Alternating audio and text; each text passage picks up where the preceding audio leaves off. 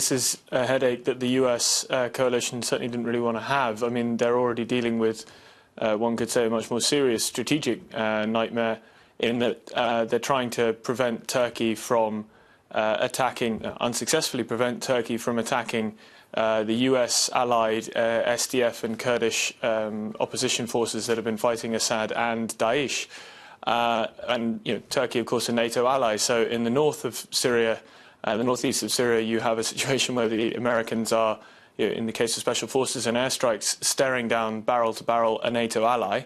And now in the southeast, they've had to take kinetic action against the Syrian regime, which marks certainly an escalation of the limited flashpoints that they've had. The US-led coalition very much trying to stay out of the Syrian civil war while prosecuting Daesh strongholds in Syria.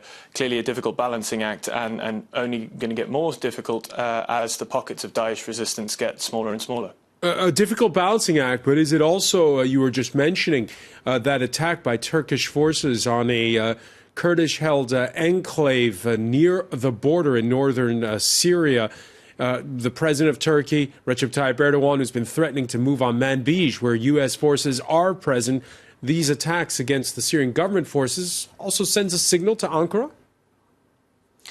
Potentially. I mean, this is something that the US, in particular, as part of the coalition, has been very clear to signal at every turn that while it's keeping the presence of its ground teams, special forces advisory units in Syria quite low key, that when they are threatened, almost whoever that might be by, kinetic action is taken. So we saw the shoot down of a Syrian UAV, unmanned aerial vehicle, and then more recently the shoot down and killing of the pilot of a Syrian attack jet after it dropped bombs near positions occupied by American advisors training the SDF.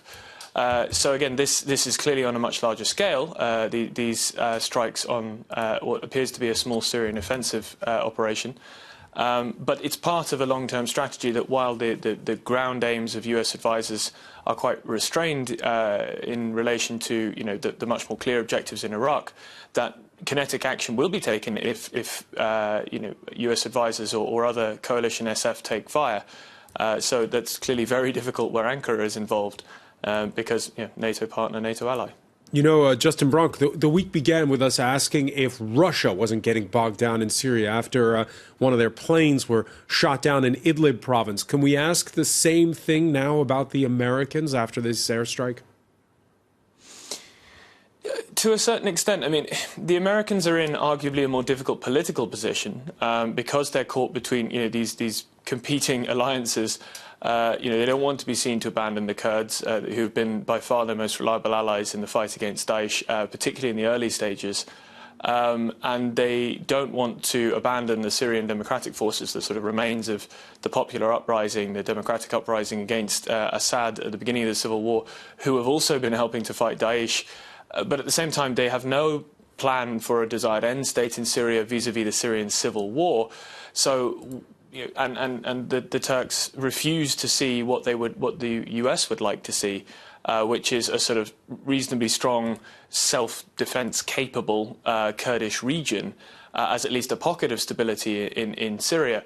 So they're bogged down politically. Russia, on the other hand, has kind of staked a lot on a much larger strategic level on being a sort of peace broker, a power broker who has spent a lot of money, certainly in some lives, changing the situation on the ground in Syria in Assad's favour in order to keep their strategic bases at Tartus and Latakia, as well as be seen as a defender of regimes that the West wants to overthrow. The problem with doing that is they're definitely bogged down because by keeping that and by winning and then keeping that military presence in the region and staking themselves as an ally and a sort of peace broker around Assad, they're then tied to whatever end state he creates in the civil war. So they're probably more bogged down in the situation, albeit the Americans are more politically uncomfortable for the moment. And just one final question for you, Justin. The Kurds certainly must feel bolstered by this. To a certain degree, yes. at the same time, it's far from clear that the US would be willing to actually strike Turkish units. Yeah, because were they there to defend the Kurds on the ground, or their own military advisors who were with them?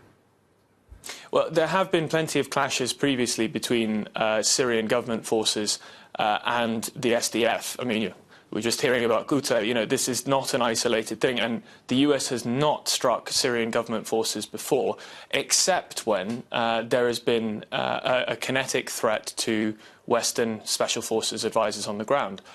So it would seem that is why there was such a strong impact here. And it is worth remembering, of course, that the SDF is not particularly Kurdish or Arab. There's a mix of different ethnicities there. It's not nearly such a kind of ethnically defined group as the Kurds within eastern Syria as a whole, which Turkey has a problem with. Turkey doesn't really have a problem with the SDF in anything like the same sense.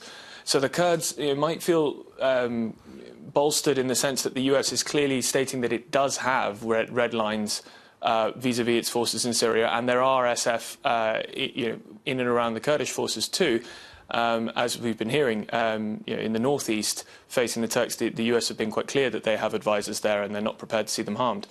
But in terms of kinetic strikes of this sort against Turkish forces, it's really hard to see that happening.